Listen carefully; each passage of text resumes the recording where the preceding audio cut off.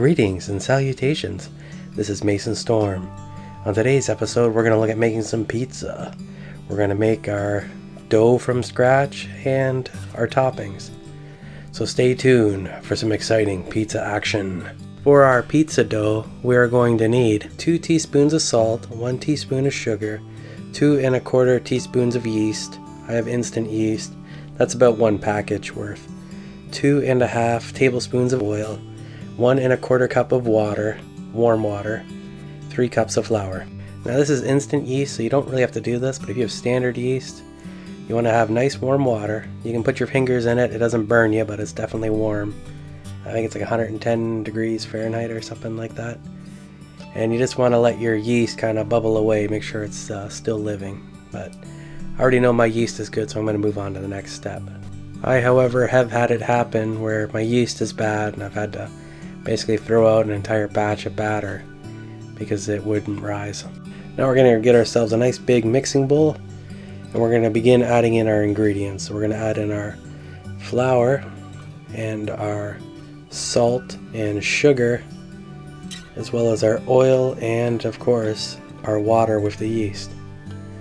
Now we can move on to the mixing process. So I'm going to start out with a wooden spoon and just kind of mix it till it starts to combine. If you have an electric mixer with a mixing hook, this is really trivial to make. It's quite easy, and you just got to make sure you don't over mix it, because that can kind of be a bit of a problem. And once it starts to kind of hold together and it starts to become difficult to work with, I'm going to move on to doing the countertop method with the kneading. I'm just going to put down a little bit of flour there. Don't know if it was necessary to put that down. Probably could have went dry and it all would have been good, but sometimes when the stuff sticks to the counter it can really be a pain, and I didn't have my scraper handy. I think it was in the wash, so a little flour doesn't hurt anything. Now there's a lot of different techniques and tricks when it comes to making pizza batter. Well, actually a lot of batters that require yeast. If you double the yeast, it will decrease the amount of time it takes to rise. So if you're in a hurry, just double the yeast in your recipe and it pretty much cuts the rise time in half, but that does affect the overall flavor.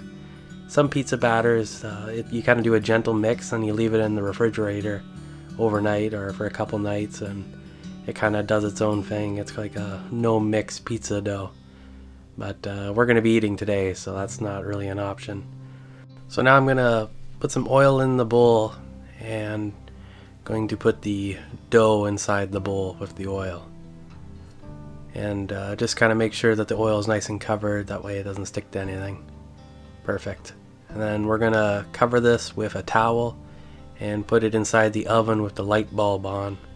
That's an old trick to kind of keep your dough warm, especially, well, right now it's winter, so it's really cold inside, so cold doesn't help the rising process, and we want it to be somewhat quick. So into the oven with the light bulb on, and we're going to leave that for about half an hour. For our toppings, I'm going to be using chicken, standard onion, pepper, mozzarella cheese, barbecue sauce, and salsa. As you may have noticed, I still don't have any barbecue sauce, so I'm just going to use a little bit of Frank's, but if you have barbecue sauce, that would probably work better. My salsa is also homemade, so it's not very strong and thick like some of the store-bought ones. Just going to start here by cutting up the pepper, getting rid of that inner membrane first, and then going to cut it into slices and then turn it 90 degrees and cube it up. I like adding pepper to my pizza because it's bright and colorful and looks exciting. Super duper exciting. Just love it. It's, I don't know. It's good. I like it on pizza. The thing you gotta be aware of when you're selecting your toppings for your pizza is the moisture quantity. If you put like tomatoes on your pizza, sometimes you can get it too wet and then you get kind of a soaky batter. So you need to take good care when selecting your toppings for your pizza, because if you have too much water in it, it's not very good. So it's something to be aware of. Same with like broccoli or something. Sometimes I can get it too moist. Now we're doing our onions, just going to cut it in half. I'm not going to need a full onion, so I'm just going to cut up half of it. Just stripes one way, 90 degrees, cut it the other, and then pick apart the pieces so we have nice little cubes of onion. And that's kind of the ideal way to do your onion for your pizza. Same if you were doing shallots or anything like that.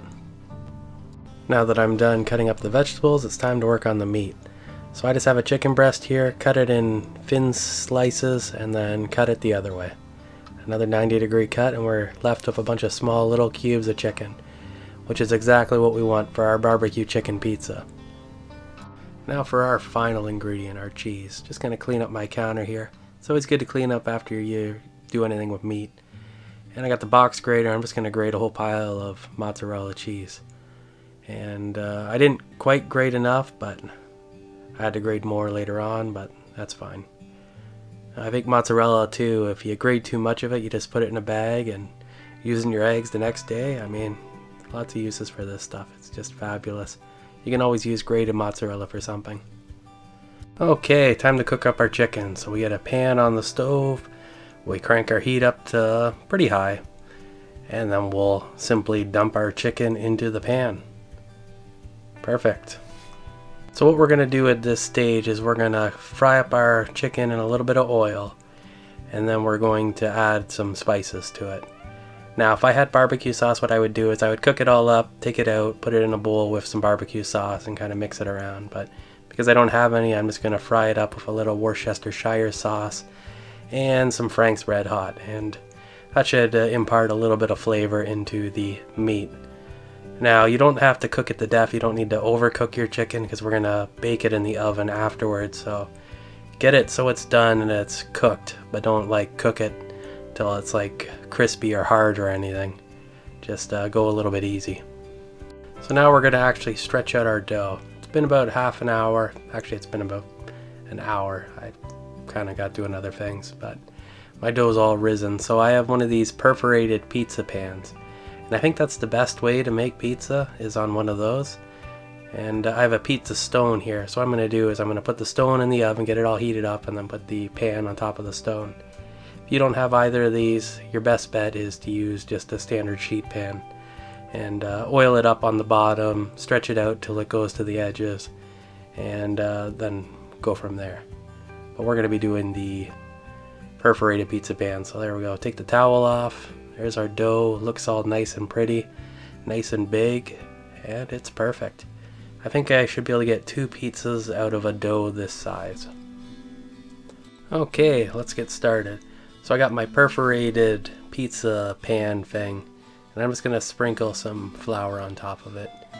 I'm going to try to get it like some good coverage. So I'll kind of sprinkle it, pick it up, smear it around, give it a couple taps. You don't want excessive flour on your perforated pizza pan thing. And just going to eyeball this here. Ripped it in half. And I'm going to start stretching. Going to use the press stretch method because I spilt so much flour on the countertop deliberately, of course. It's not really going to stick very well, so I don't have to put any extra down. And I'm just going to start from the center and work my way from the center to the edges, stretching accordingly. And I believe this should be big enough to fit on the pan. Of course, I kind of second guess myself a little bit later, but the goal should always be to stretch it bigger than the pan you're going for, because when you lift it up, it's going to start to collapse in on itself and become a little bit smaller. So it's always good to go a little bit bigger, and then when it kind of shrinks back, it will fit perfectly. Yeah, there's my second guessing. And I'm so close, so I'm just going to pick it up and I'm going to start doing the other stretch method, which is the knuckles apart, pull and twist method. And that usually works out pretty good. So you just kind of use your knuckles to kind of stretch it, and then you just rotate and work your way around the pizza. You can get good at this, you can go pretty quick, but I'm a little bit rusty right now. I don't make pizzas every day anymore. But as you can see, it's starting to get pretty close to the size of our pan, even after it kind of recedes. So now something that can happen to you is you rip the dough and then you create a hole in it. If that happens, just kind of pinch the dough over itself and you can kind of mend a hole. It's not ideal, but it's kind of the best you can do. Try to make it look like there's no hole there, but that looks pretty good to me. So I'm going to sauce it up. Now I'm just going to be using this homemade salsa that Mother made, and it's kind of a little bit thin. It's not super aggressive as far as salsas go, So I'm just going to use it in place of the marinara sauce. Otherwise, you can just use whatever type of pasta sauce you want, or Caesar dressing, whatever you want to put on the bottom of your pizza, but don't go too crazy with it. If you put too much liquid on the bottom of your pizza, it's not going to cook right, or it can soak into the bread, and that can be a little bit unfortunate. So now I'm just going to put the cheese on. Always do the cheese after your sauce.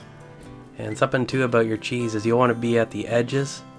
It's really important to be at the edges, because when the pizza starts cooking, it's going to float towards the center. And everything will float towards the center. That includes your toppings. So always make sure you have your toppings right on the very outer edge perimeter of your pizza when you're putting them down. First, I'm going to put down my chicken. If this was a restaurant style, I'd put the chicken on last. That way it looks like there's more meat on it because the meat's on top. But because this is a home gamer type of pizza, I'm just putting it on first. That way I get good distribution. I can see where it is before all the vegetables kind of cloud my vision. Just going to put the onion on now, and the peppers. And that should be pretty good for a pizza as far as toppings go, because I have so much of them on there. I think this is going to be a great pizza.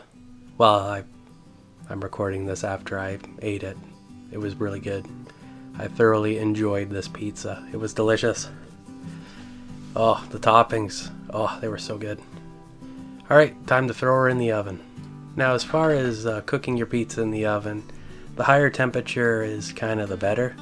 I'm going to be cooking mine at 350 degrees for about 25 minutes, which is not really the ideal way to cook your pizza, but it's 2 o'clock in the morning and I don't want to set off the fire alarm. Ideally, you want like 400, 450 degrees, and your cook time will be significantly lower, especially if you use a convection mode, which is probably a more ideal way to do it, because that way the hot air starts kind of searing your vegetables on the top, so then you have a nice crispy vegetables, like a little bit of a sear to them, and your dough will be cooked properly because the stone will have a concentrated thermal mass that will ensure proper cooking. And depending on the way that you cook it, your pizza will look a little bit different. If it's at a higher temperature, you can kind of go by the way the cheese melts and the color of the cheese to tell when it's done. But when you're baking it at a lower temperature like I did here, it's a little harder to tell when your pizza's done. So you kind of go by when your dough kind of feels like it's kind of thickened up, like it's kind of hardened, and your cheese is plenty melted, because it's actually a lot more difficult to cook pizza at a lower temperature than it is at a higher one, because there's not as many visual cues as to knowing its doneness factor. And now I'm just going to slice it up and proceed to consume the pizza. I think it turned out pretty good, but I still have the other half of the dough, so I'm probably going to make another one tomorrow, and I'm going to see about cooking it at a much higher temperature, because your pizza quality definitely improves with your cooking technique. And if you decide to make this in the sheet pan, that also works. Just oil up the pan, that way you can get the thing out of it and enjoy. There's many different ways to make a pizza, but this is the way that works for me. That's the end of this one. Leave your comments below what you thought about my pizza technique, or how you like to make your pizza. And if you like my content and would like to see more of it, please like and subscribe. And until next time, stay awesome.